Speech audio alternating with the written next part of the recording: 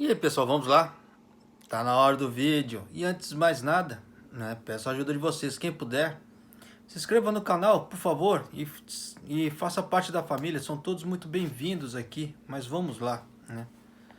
Tráfego de dados aumenta em mais de 50% ao meio ao boom do teletrabalho. Aqui no Japão eles falam telework, tá? Aí no ocidente aí eles conhecem como home office, né? Mas vamos lá. Estudo online da empresa da NTT. Isso aqui vai se tornar uma tendência, tá? Mundial. Isso aqui são indicadores de novas tendências, como se fosse assim, os novos estilos de vida. Como eu já venho acompanhando assim, em outras notícias também, é que eu não reporto aqui, mas a gente vai fazendo um compilado. Isso aqui é a nova tendência, tá? Da novo estilo de vida. Então, no caso, os gerentes de TI vão ter que ficar muito ligados nisso, por causa da capacidade de gerenciamento da internet. Para não entrar nos, como é que fala assim, tem termos técnicos. No caso seria assim, o tráfego, tá? Vamos fazer resumidamente. Então eles vão ter que dar uma robustez nisso aí. Só um outro exemplo que aconteceu, que foi falha técnica de quem gerencia, tá? As prefeituras, quando teve o formulário de 100 mil ienes, então o governo falou, pode fazer inscrição online, tá? Quem se inscrever primeiro, claro, iria começar a receber primeiro. Quem pôde fazer? A galera que tinha condições foi direta na internet. Falou assim, que mané formulário, caramba. Vou na internet porque eu quero a grana. O que aconteceu? Deu uma enxurrada de dados. Pô, travou o sistema do governo em várias prefeituras, né? Depois teve o problema com as senhas do My Number, porque o cartão do My Number ele tem uma senha, né? E a galera estava sem, não lembrava a senha, porque não faz uso do cartão direto, então não requer a senha. Então, para lembrar é difícil. Tem até aqueles aplicativos ou e-mails antigos, eu tiro por base por mim, que às vezes eu não uso muito, depois quando eu preciso acessar ele, eu falo assim, e agora? Aí não lembro. Aí você tem que pedir para trocar a senha. E as requisições de pedidos de troca de senhas foi muito alta. Como é que se diz? O servidor não aguentou. PEL despencou também. Quando a gente fala assim, muitas requisições e o servidor não aguenta, porque o servidor, né, o tráfego, ele tem um limite, tá? Limite, sim, de dados que ele pode trafegar. Então ele chega num certo limite, já começa a dar pau. Começa a exceder aquilo, chega uma hora que o sistema não cai. É igual os chamados ataques hackers de DDoS. Quem acompanha muito por aí, vê que de vez em quando eles querem derrubar alguma coisa, não hackear, eles querem derrubar mesmo, né? Eles fazem esses ataques de DDoS, só que no caso assim, eles vão mandando requisições. Aí junta não sei quantas mil máquinas aí e começa a mandar requisições, todos ao mesmo tempo. Se o servidor ele não tem capacidade para, como é que se fala assim, ele não tem capacidade para resolver aqueles dados, ele vai despencar. Isso é óbvio. É o que está acontecendo pro lado de cá, né? Então, essa é uma nova tendência, porque daqui para frente o Japão vai voltar à vida gradual, aos poucos. Só que a tecnologia não vai ser jogada de lado, muito pelo contrário. Tem muitas reportagens que eu venho acompanhando aqui, e bacanas por sinal. Pena que não dá para passar para vocês. Por exemplo, tem uma casa chamada izakaya aqui, né? No Japão tem umas casas chamadas izakayas, que é para pessoa beber, comer aperitivo, bater papo, esse tipo de coisa. É como se fosse os botecos, só que mais requintado, tá? Aí o que eles estão fazendo? Por causa da pandemia, eles têm que dar um jeito de fazer a segurança do cliente, para poder atrair eles. Então muitos deles colocaram placas de acrílico transparentes para um poder conversar na frente do outro. Aí teve uns que colocaram, além da placa de acrílico, né, como não pode aglomerar muito mais pessoas na mesma mesa, que eles fizeram? Eles pegaram tablets e interligaram entre as mesas. Então a pessoa da mesa tal pode conversar com o fulano da mesa tal usando o tablet, né? Fazendo videoconferência entre as mesas, assim. Então vai ser um novo modo de paquera, entre aspas, tá? Porque, claro, tem mais privacidade, a pessoa pode usar um fone ali para não incomodar todo mundo, e ela pode sentar no cantinho dela ali só com o tablet. Então por isso que eu falo assim, é um novo meio de paquera, entre aspas. E dá para interligar assim com várias mesas, com várias pessoas, divisão de tela. Então muita gente vai poder conversar com as outras dentro do mesmo estabelecimento ali, tá? Dentro de um boteco, né? Supostamente boteco. Claro que é uma coisa mais refinada, assim, é bacana, é bonito de você ver. Mas é a tendência, então a tecnologia vai estar cada vez mais presente, né? Por isso que eu recomendo, quem puder aprender programação, meu, é lucro, tá? Porque a programação em si, ela não serve só para programar, tá? Fazer a codificação dos programas. Além, se você aprender programação, você vai aprender uma outra série de administração da própria vida, tá? Porque eu acho bacana, eu sou programador também, tá? Então, ele ensina uma série de diretrizes que dá para a pessoa levar para a vida dela, né? Para a vida pessoal, não só no codificar, mas isso aí depende muito do ponto de vista de cada um. E eu acho bacana, eu acho interessante as pessoas aprenderem a programar. Mas vamos voltar aqui, tá? Isso aqui foi só uma introdução de como a tecnologia está bombando aqui no Japão.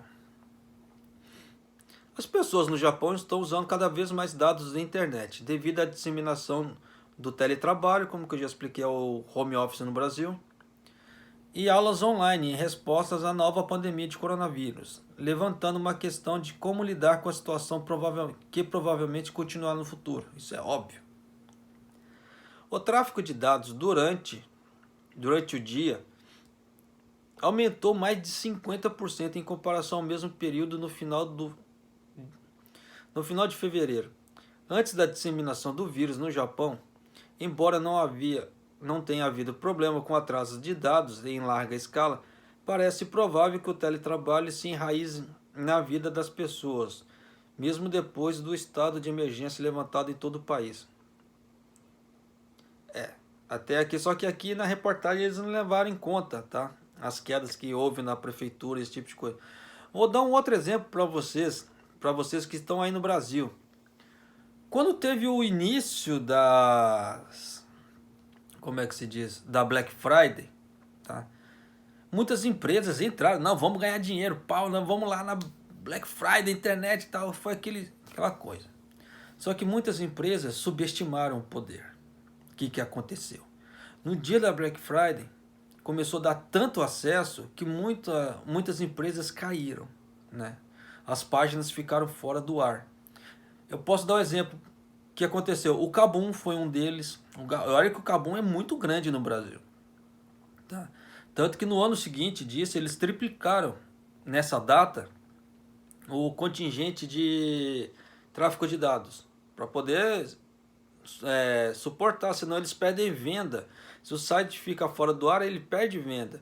Por isso que tem que tomar cuidado, tá, com o contrato que você faz no caso do provedor, né? No caso, para quem vai hospedar páginas de internet, esse tipo de coisa. A mesma coisa vale para quem contrata franquias de internet, tá? Tome muito cuidado com o contrato. Leia bem as minúcias, porque você pode ficar sem dados por bobeira. Mas vamos lá. Segundo o provedor de serviços de rede NTT Corporation, né? A NTT é uma empresa japonesa aqui, é estatal, tá? Que ela detém a maior parte da telefonia e internet aqui do Japão ainda. Ela tem o maior número de antenas também. O tráfego de dados durante o dia aumentou. Durante a semana, houve um aumento de 25% entre 30 de março e 3 de abril. 49% entre 20 a 24 de abril e 55%, 55% até 11 de maio, tá? O primeiro dia útil completo após o feriado do Golden Week. E até 15 de maio. Eita, essas traduções me matam, meu irmão. Em comparação ao mesmo período entre 25 e 28 de fevereiro. Embora a prática do autocontrole contra atividades ao ar livre tenha diminuído com o surgimento de novos casos de infecções, não há sinal de que o uso de dados diminua. O tráfego de dados durante o pico noturno entre dia 11 e 15 de maio também aumentou 15% em comparação às mesmas horas no final de fevereiro. A capacidade de dados no Japão está estruturada para responder ao pico de uso de dados durante a noite. Ó, você vê que durante a noite o tráfego é menor. Um funcionário da NTT disse que, embora o tráfego de dados tenha aumentado durante o dia, ele não atingiu seu pico noturno. E como um todo ainda há espaços para mais uso de dados. Então você vê que eles aumentaram, né, o contingente dele de tráfego. O Ministério de Assuntos Internos e Comunicações, no final de abril, organizou uma reunião entre os setores públicos e privados para considerar a situação atual dos dados no Japão.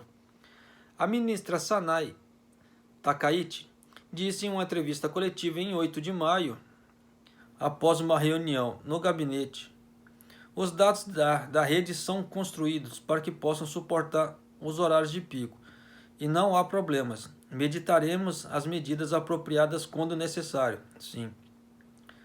Mas não meditou tanto não, porque os da prefeitura daqui caíram bastante, tá?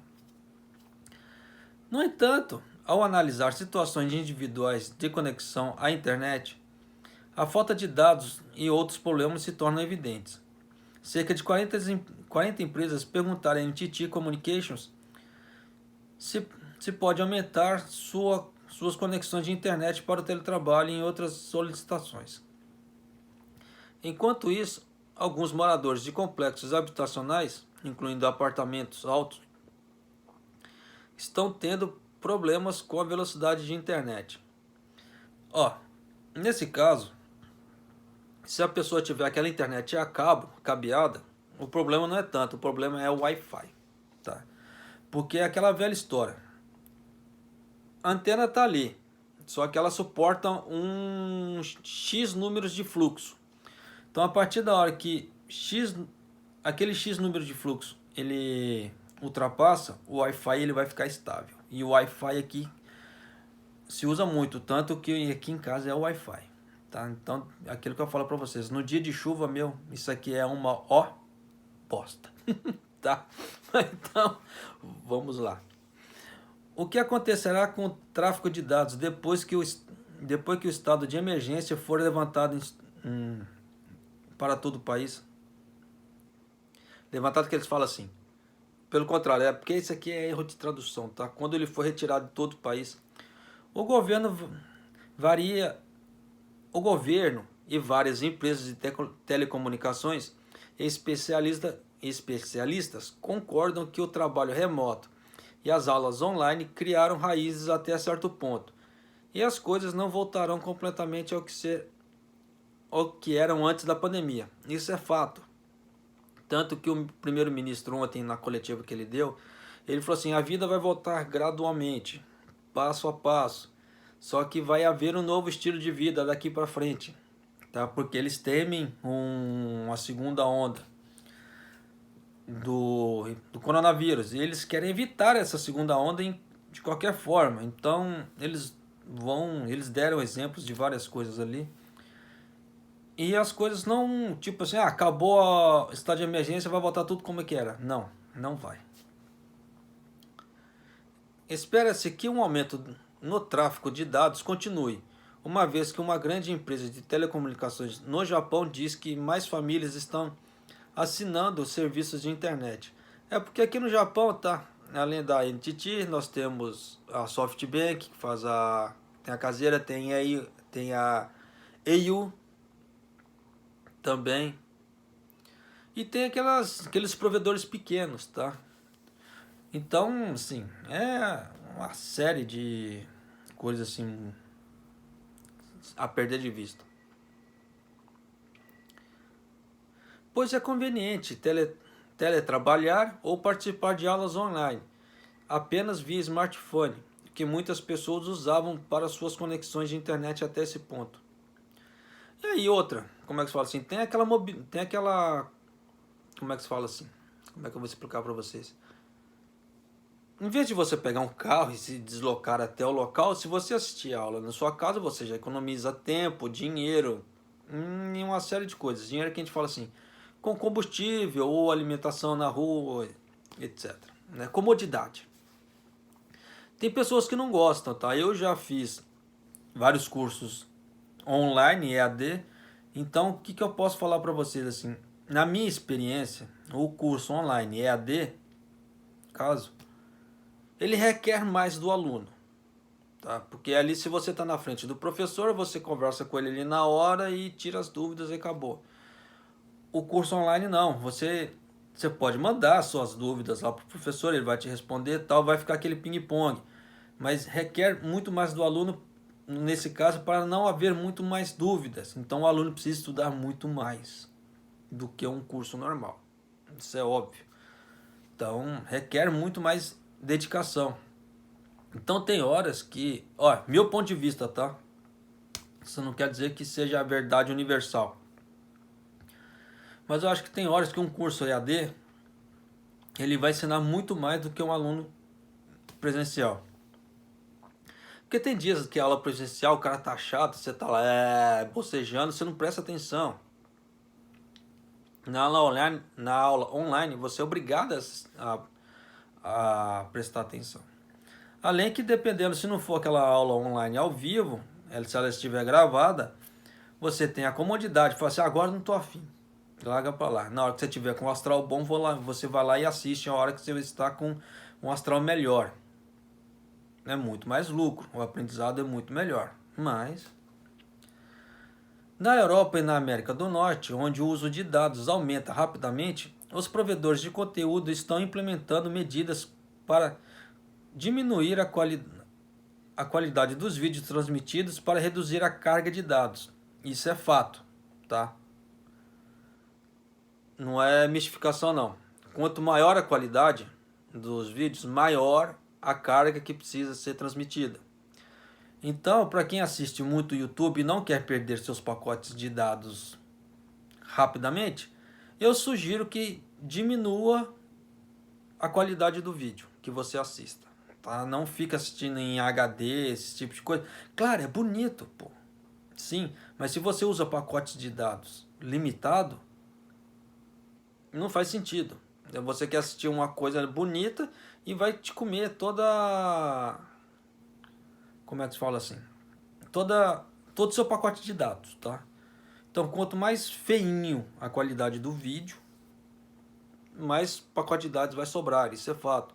Tanto que eles estão fazendo um cálculo aqui, falando sobre o 4K, tá?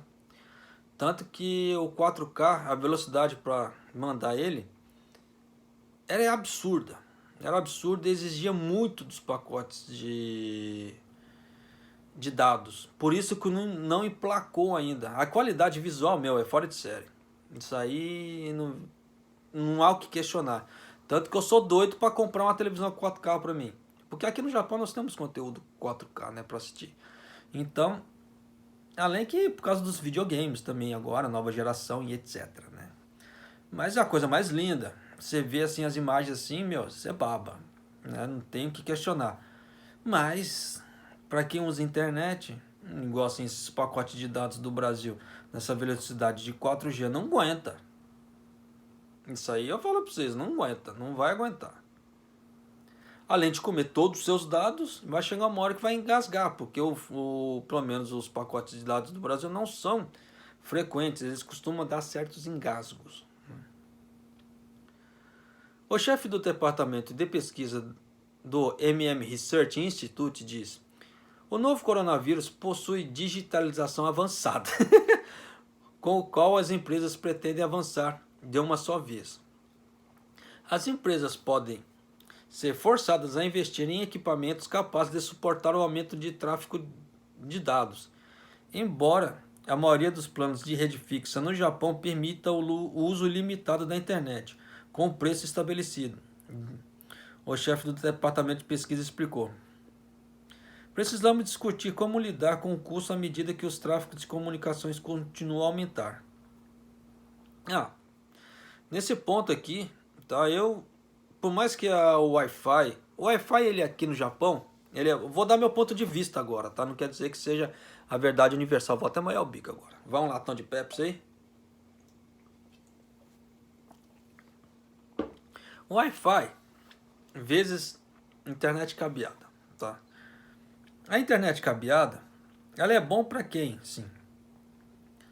Para quem tem já residência fixa, para quem tem já a sua residência legalzinha, que você sabe que você não vai precisar de mudar e que você não tenha a intenção de mudar. Aí compensa pegar. Por que eu falo? Porque qualquer instalação é no mínimo 15 dias aqui no Japão. E com o aumento dos pedidos por causa do coronavírus, deve ter aumentado para mais de 30 dias. Tá? Mais ou menos. E se você for pegar daquele tipo fibra ótica, então eles vão ter que vir na sua casa, ver se você tem. Se você falar que não tem, eles vão ter que ir lá fazer a instalação da caixinha antes. Aí depois eles vão lá ver o cabeamento no poste, esse tipo de coisa. Isso aí leva tempo. Tá? E toda vez que você for mudar, você vai ter que ligar para a companhia. Fulano, eu vou ter que mudar. Vai, me dá seu endereço novo, nós vamos verificar a disponibilidade. E não são todas as localidades que têm a mesma qualidade de internet. Tá? Então, às vezes, você pode contratar um pacote superior na à tua residência. Quando você for mudar, lá não tem a disponibilidade. Por quê? Eles não fizeram investimento em cabeamento, em infraestrutura, então os cabos são mais velhos, né? Não tem potência e esse tipo de coisa. Aí o que acontece? Você vai ter que refazer um novo contrato. Aí o que acontece? Você vai ter que cancelar o antigo. Aí se a companhia for legal com você, ela não vai pagar a multa de cancelamento. Mas se ela for né, ela vai te cobrar essa multa de cancelamento. Aconteceu comigo no Japão. Aqui. Então, nessa parte, o cabeamento só presta para isso, tá? No caso assim, nessa vantagem. Claro que a velocidade do cabeamento, é muito superior, tá? Isso aí não tem o que questionar. Em dia de chuva você não precisa esquentar a cabeça, ela tem uma série de vantagens. Eu, por exemplo, eu prefiro o cabeamento, a internet cabeada. Mas, em tempos inseguros, para evitar esse transtorno, usamos o Wi-Fi. O Wi-Fi você pode levar para cima e para baixo e etc. O Wi-Fi que eu falo, tá? São aqueles pockets. Quer ver?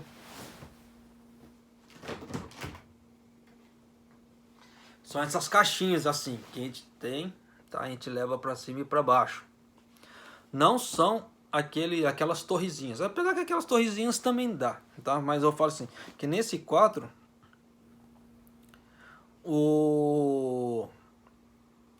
é mais cômodo, porque se você mudar, você só liga para a companhia, tô mudando o endereço novo e tal para você mandar os boletos. Simples assim. E não precisa ficar esquentando a cabeça com cabeamento, reinstalação e etc. Tendo mais gastos com instalação.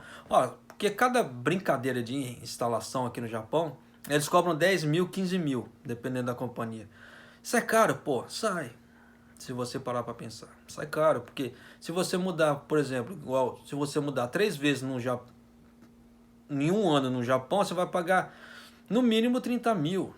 30 mil é grana aqui no Japão, né? É uma dica que eu vou dar para vocês, tá? Tá vendo aqui? 4G, né? Mobile. Isso aqui é da Yahoo Mobile. Quando vocês forem fazer contrato, né, de internet e Wi-Fi aqui no Japão, procurem 4G, tá? Porque eles oferecem o 4 LTE, E aquele 4LTE, eu vou falar para vocês, é uma, desculpa o termo, uma bosta. Porque determinado, se você estiver perto da antena, ele funciona bem. Se você já estiver longe da antena, não funciona. Ele cai direto. Fica o tráfego ou fica lento ou dá problema na antena, não cai, não funciona. Tá? Para esse apartamento que eu moro agora, não tem antena perto. Então eu estava com uma LTE. Então, praticamente eu não usava. Tá? Praticamente eu estava sem internet aqui. Eu pagava a franquia, mas não tinha como usar, porque era muito fraco, muito lento, não tinha condições. E essa LTE, ou 4LTE, ele perto da antena ele funciona bem, ele tem uma velocidade boa, constante, meu, show de bola. Perto da antena. Esse daqui não. Esse 4G, né? O 4G puro, tá? Ele já funciona constante para mim, para cima e para baixo. Eu tenho uma boa taxa de transmissão. Pena que o YouTube ainda não liberou minha live, né? Já passamos dos 1000 inscritos, mas o YouTube não liberou a live para mim ainda. Eu vou fazer o quê? Mas consigo fazer agora com essa internet, com esse Wi-Fi. Então, quem vier para o Japão, só toma cuidado, tá? Quem é mestre para querer enfiar o 4G LTE é a AU. Tá? A AU é mestre para querer enfiar esse troço. E essa 4 LTE, meu, não presta. Tá? Já vou falando para você, não presta, esse troço não é bom. Todo mundo que eu conheço que usou a AU só teve dor de cabeça, só xingou. Tá? Só para começar. Então, só tomem cuidado, tá? Fica bem frisado. Mas é isso aí, pessoal. Desculpe o vídeo ficou longo, tá? Porque teve as explicações para poder frisar e explicar aquilo que eu falo para vocês. Meus vídeos eu gosto que as pessoas entendam, então eu procuro explicar. Então eu levo do pressuposto que é a primeira vez que a pessoa está entrando no meu canal e às vezes a pessoa não tem conhecimento técnico para entender os termos que estão sendo falados. E eu gosto de passar a informação, eu quero que haja comunicação. Simples assim. Tá? Então é isso aí, pessoal. Um abraço, até o próximo vídeo, até mais.